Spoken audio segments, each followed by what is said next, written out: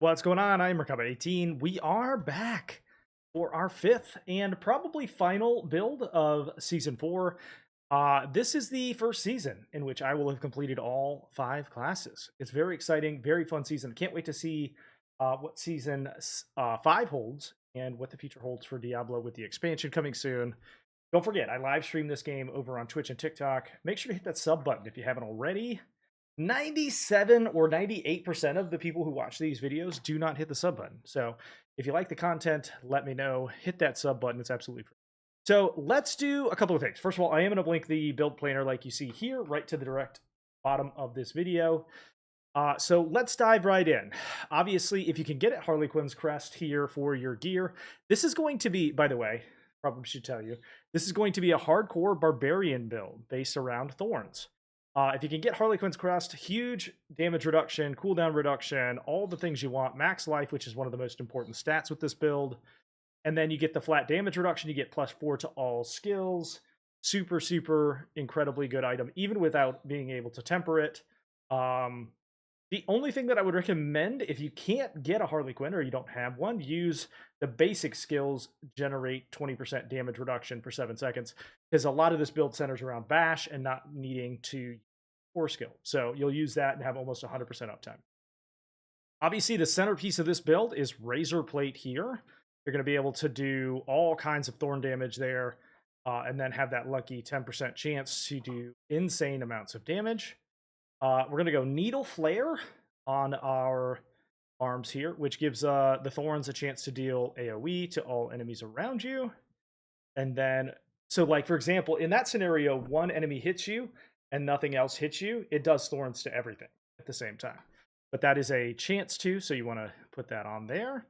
We're going to go Aspect of Audacity for a chance to stun. Because this is a hardcore build, I went a little bit more defensive and a little bit more on the control side here. Aspect of Perpetual Stomping. Damaging an enemy with kick or ground stomp resets leaps cooldown. So we're going to get as many leaps as we can anytime we do ground stomp. There. We're going to go Doombringer if you can get it. If not, use one of the other aspects up here. You can kind of pick and choose. This one gives you an additional 20% damage reduction, but it's on an external side. So like the enemy's going to do less damage, and those are really useful stats for things like bosses and stuff like that. Also does shadow damage to all surrounding enemies, gives you more 41% max life, which is a huge stat boost there. Gives you more damage and more core damage. Now, obviously, that core damage is lost here, but everything else about this is really, really helpful.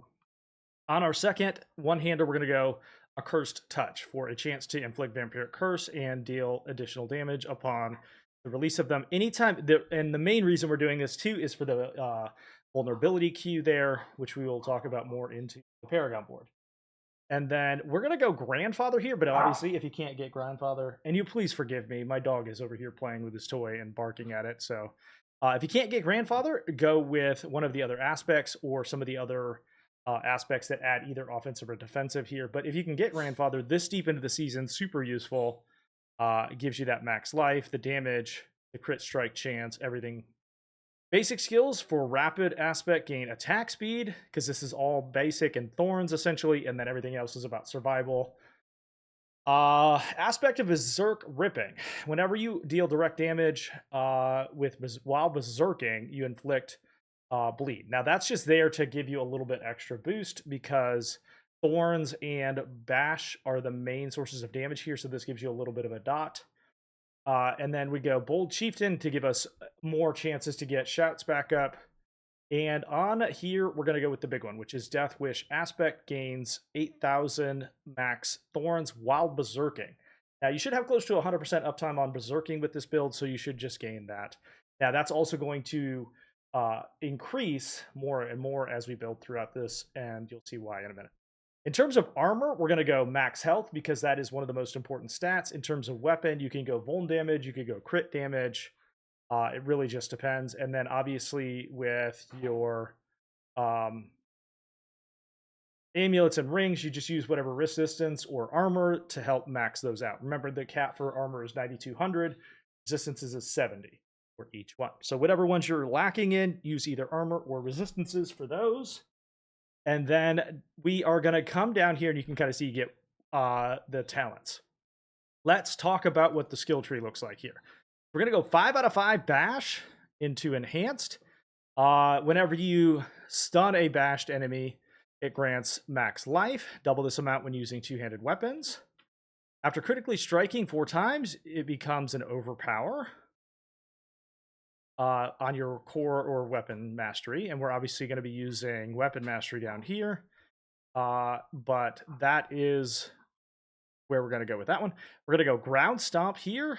1 out of 5. We're going to skip this entire core tree right here.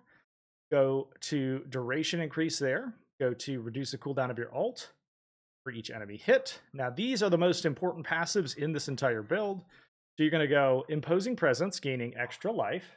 So the more max life you can gain, the more you're going to gain from this passive. Then we're going to go damage reduction from elites, because this is a hardcore build. So 1 death equals death. And we want to also reduce any damage that we take right out of the gate. Now, this one's going to give a little bit of thorns, and you're going to gain thorns for each bonus max life you have. You have your base max life, and then you have your bonus max life. So the more bonus max life you can get, the more thorns you're going to get, which is why this becomes one of the most important of this build. And then as a result of that, you're going to end up with an insane amount of health here. And that helps you to survive as a hardcore barb. And then therefore, when you are hit by something, it's going to prevent, you're not going to take as much damage, and they're going to get one shot. They're basically going to kill themselves with this build in the game. And tough as nails is another thorns. You're going to increase by 9%. Now that percentage is super important, because the more that you can build your thorns up through tempering and aspects, the more you're going to gain from this passive. When enemies hit you, they take an additional percentage of your thorns as bleed damage. So you're going to gain a little bit more tick there. We are going to go 5 out of 5 on Challenging Shout for the maximized damage reduction and cooldown there. We're going to go Challenging Shout gains 20% bonus max life, so that's going to affect these over here. And then while Challenging Shout is active, you gain thorns equal to 30% of your max life. So you're getting even more thorns. And you should hopefully, because you want to be able to Challenge Shout over and over and over again, with that cooldown that we got from our gear, we're going to hopefully have way more thorns and way more uptime on this damage reduction. And in a thorns build, you actually do want them to hit you. You want to reduce the effect of the hit and have a max life in order to mitigate that. But then, as a result of that, things are hitting you, and then that thorn hits them and kills them. So that's the idea here. So you also want to taunt them, which is why we're using that as well. We're going to go 1 out of 5 on Warcry to increase our multiplicative damage by 15%. All the way down through berserking and into additional damage bonus there. Almost always going to have at least 6 enemies around you. Pretty close to uptime there. Booming Voice 3 out of 3 gives us increased effectiveness and duration. Heals for max life there. And your shout skills cause all enemies to deal less damage. So that's essentially damage reduction there. We're going to go 1 for some movement speed on swiftness, and 3 for reducing the crowd control duration. Anybody that's done a pit above level 80 can tell you that that will save your life. And then gain 12% damage reduction while berserking, which should be almost all of the time. Pit Fighter for increased damage to close enemies and damage reduction from distant enemies. That'll help you prevent you from necessarily getting one-shot by enemies that are off-screen, like skeletal bows. Please remove those from the game, by the way. Super cheesy. Steel Grasp throws out, and this is going to bring them closer to you. It will then make them also vulnerable.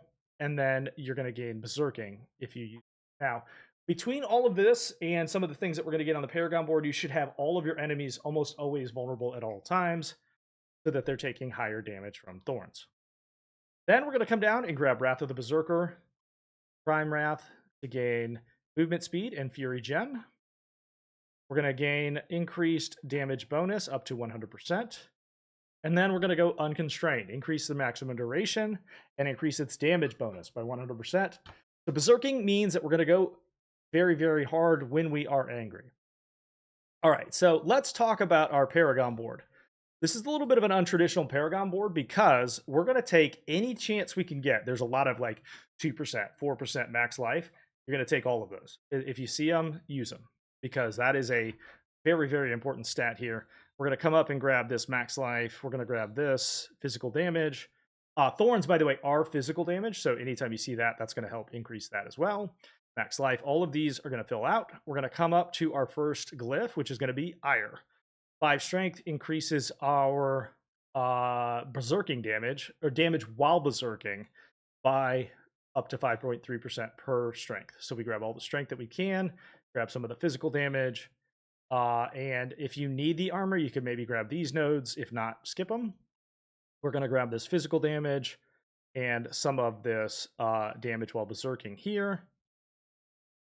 Come up to our second Paragon board, which is going to be Carnage. While berserking, critical strike chances increase your critical strikes increase your attack speed up to 16% for 6 seconds. Now, that's going to allow you to do bash much, much faster. And then, therefore, if they don't die from thorns, they're going to die from bash.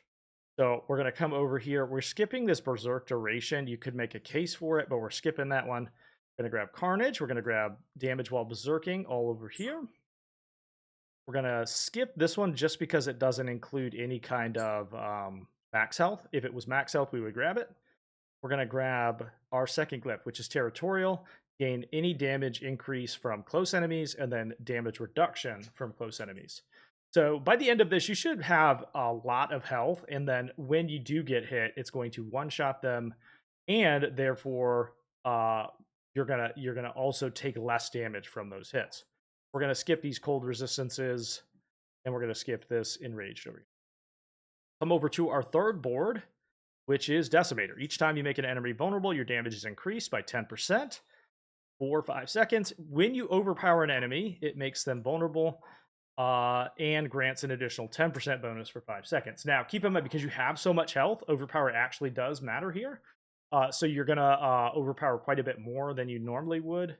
And because of that, this is going to give you a bonus. Now, everything should become vulnerable in this build relatively frequently. This one, we're going to fill out a lot of the rare nodes because we get a lot of like damage with two-handed slashing, which is grandfather. We're going to get a lot of vulnerable damage. We're going to gain a lot of max health and physical damage. This is easily one of the best Paragon boards for us. So we're picking up all these potion healings, max health, all of this. We're going to come over and grab this vuln damage. And then we're going to go with our third glyph, which is Exploit, gaining exploit damage for vulnerable targets. And then we're also going to increase the amount of people that are vulnerable. So if they're not vulnerable from Steel Grasp or from the other abilities in this game, we're grabbing, we're making this even stronger. Okay, then we're going to come down and do our fourth and final board, which is for Bonebreaker. Every 12 seconds, your next skill is guaranteed to overpower. Most likely that's going to be a bash because it's the main ability that we're using here. But bash, overpowering, critting, and being vulnerable is going to result in a lot of multiplicative bonuses and a huge number of high hits with bash. The last glyph is going to be Revenge, which gives bonuses to those things in range, and dealing thorns damage to any enemy increases all damage it takes from you by 1% up to 8 for 10 seconds. So that means if a one-shot does not happen by thorns, it's going to then mean the next time they hit you, it's going to hit them even harder. So it's sort of punishing them for doing damage to you all the way up and increasing that. We're also gaining a lot more overpower damage down here. You could do damage reduction while healthy if you wanted to. We skipped it in this particular case in order to afford some more max life and our damage while fortified and damage while healthy here. We're also going to grab this fortified generation so that we're overpowering more often as well. So the basic gist here is maximize your health. I mean, I think I've seen some barbs up into the hundreds of thousands of health, total health, and then like huge amounts of damage reduction. And they basically just like walk around giant level pits, and everything that touches them falls on their feet, including bosses. So this build is intended to be a high max health threshold, reduce the effect of, through damage reduction, the amount of damage you take, and then as a result of that, do an insane amount of damage to them back so that they are dead immediately. I hope you've enjoyed this build, and I will see you again on the live stream. See you again soon. Thanks for watching.